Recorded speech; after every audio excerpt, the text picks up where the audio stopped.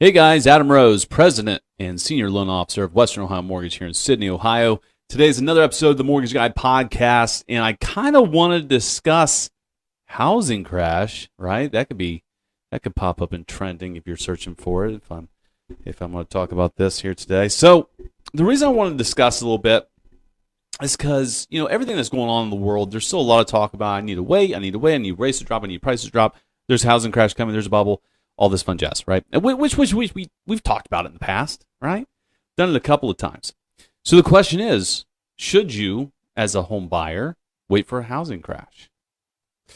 Well, historically speaking, the answer is no, right? Historically speaking, you will lose if you're trying to time the market. People see high mortgage rates, the affordability crisis, some economic uncertainty because oil prices are so high right now, and gas is freaking out, and groceries are freaking out. Everything's so damn expensive. And so people ask themselves, hey, I need a place to live. Do I continue renting? Do I jump in the housing market? What does that look like for me? And a lot of people come up with this. I think there's a housing crash coming. I think I'm going to wait. I'm going to try to time the market. But the reality of all of it is we're not in 2008. 2008 and today is totally different. I mean, the primary differences between the market now and the market then, specifically, is there was way too much inventory in 2008, mixed with some, I'm not going to say necessarily predatory lending, but programs that were just a little out there, right? I would say, irresponsible lending would be a better way to put it, in my opinion. So some of it you could classify as predatory because some people didn't disclose properly. So that's very possible, right? If you don't know what you're getting into, then yeah, it'd be considered predatory. But I would call it irresponsible. The ninja loans, no income, no jobs, no assets. Nina's, no income, no asset verification. I mean, that stuff's a little crazy. And the crazy thing is also with non-QM lending today, there are some similar style of programs. However, we still have to prove the ability to repay. Right? So there's different facets to it. Back then, there was no QM, qualified mortgage. There was no ATR with the ability to repay requirement for lenders. They kind of just went with their guts here and put some information into a file and went. So that's a big reason, right? That market was totally different. When you mix the irresponsible lending mixed with a rate increase, which, again, I know we're in high rate environment. What I'm saying is the teaser rates on those ARMs, those 5-year adjustables, those, no income, no asset, no job verification. So people thought, hey, the lender's going to give me money. I must be able to pay for it, right? So that is out today. With a mix of a lack of building between 2008 and 2019, we're talking about new construction, right? A lack of new inventory coming into the market for the mover-uppers to get into, all right, which creates a low supply because they don't have anywhere to go. You mix that with the high demand that we have and responsible lending, right? The 30-year fix is the most common loan program out there.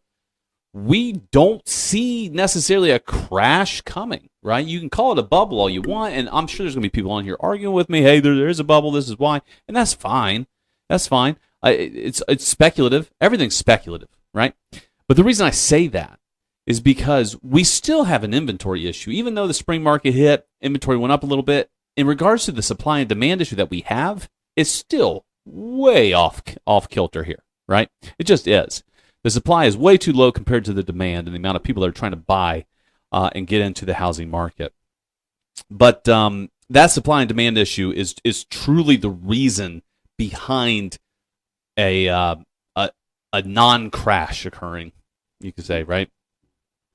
You mix that with large investment groups buying up rental situations after the crash. People that were cash heavy went in, and it created this floor on the housing market here. So, and the thing is also the demand is not going to go anywhere, right? We talk about housing demand. People talk about, well, people don't want to buy right now because prices are too high, interest rates are too high. It just doesn't make sense. But people are constantly getting new jobs. People are constantly relocating. People are constantly downsizing because they've outgrown or getting elderly and they want to go to a 2-bedroom home or a ranch style home that's easier for maintenance and condos, stuff like that. People are outgrowing their homes. The demand is always going to be there. It's going to be impossible to erase the demand, right? We just got to find that nice equilibrium on the supply. So that's why I personally do not believe that we are in a housing bubble per se. Could you see house price corrections? Sure. The market naturally does it, doesn't it? When homes are overpriced, you will see it sit on the market. You will see $5,000 and $10,000 price cuts. You will see more negotiations. And that happens today still, right? I think some homes are still overpriced, and they will sit. Some that are priced correctly, they fly, and they go over the ass still, right? So we got to be careful on what we're wishing for, and it's been proven historically that the people that win out in these situations in the housing market are the people that get in and stay in, not the people that try to time it perfectly. In a perfect world, we would always love it if we got a nice little price dip mixed with a rate dip. That's a perfect world. But finding that equilibrium, finding that spot is extremely difficult. It's extremely difficult. As some clients have called me and said, I just had someone call me the other day, they were kicking themselves that they didn't buy a few years ago, right? Because the same house that they were looking at, I think it was in 22 when rates were starting to tick up, it had sold back then, and it was like $210,000. That same house, and they wanted it, but they're like, it's not really right. Rates are going up. I'm gonna wait a little bit because everybody was getting used to that 2.5-3% rate, right? And it started to creep up. I think it was in the 4s at that time. It was creeping up, and today that same house in that low 2s is selling for $300, and the rates are in the mid 6s. So he's kicking himself in the ass, and he was talking about that. So the cost of waiting is another thing that you have to consider. But everybody's situation is totally different. I just had a gentleman in here the other day whose rent is only $500 a month. You can't find that anywhere, right? But that's not normal in this market. The cost of rent has dramatically skyrocketed. It's insane. Some people are paying anywhere from $1,200, $1,500. Someone that lives just south of us is paying $1,800 a month. And it is a single family home, so I got to give that to him. Single-family homes rent for hire, of course, because it's just like owning it.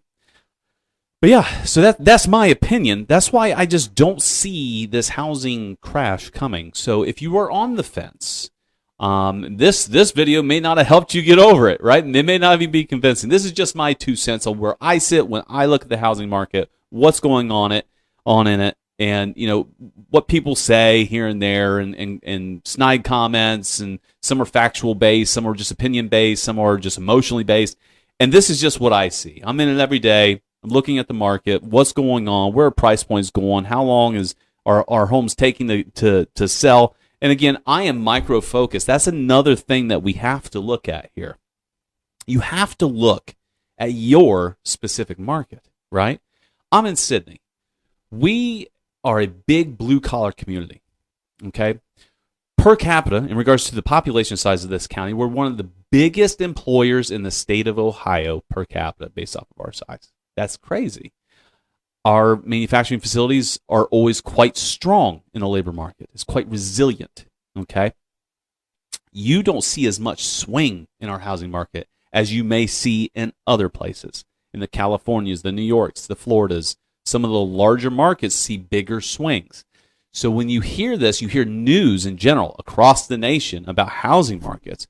They are gauging mostly large metropolitan areas, where you will see the biggest swings. Okay, so when you're talking about housing market, you're talking about crashes, you're talking about all this stuff. You need to hyper focus in on your market that you are shopping in, because it does play a difference. Okay, I want you to take that into consideration. But in closing, guys, sorry I'm getting off my soapbox here. Cost of waiting, I believe personally, is a little too high or a little too risky, right? Because I'm not saying you couldn't time the market correctly. I'm just saying it's unlikely, okay? Very low probability of doing such. So what you got to figure out what that cost is. For example, if a house is $200,000 today, and I don't know, rates jump a point, but you got a $10,000 rate cut on the house, you just lost your savings, right? We don't know where the market is going to go. I was giving some advice to someone earlier today, and they just wanted a no BS assessment. And I said, hey, if you find the house that works for you, I highly suggest jumping on it. You can always try to refinance later when the market improves, because you may not find that house again that works for you. So I want you to think about that as well. But feel free to comment what you guys think about the housing market. Do you think there's going to be a crash? Do you not think there's going to be a crash? Do you think what I'm saying is, I don't know, sound, right? Commonsensical? Love to hear your thoughts. Play nice. All right. Remember to subscribe on YouTube. Check us out on Apple Podcasts and Spotify. We'll catch you all next week.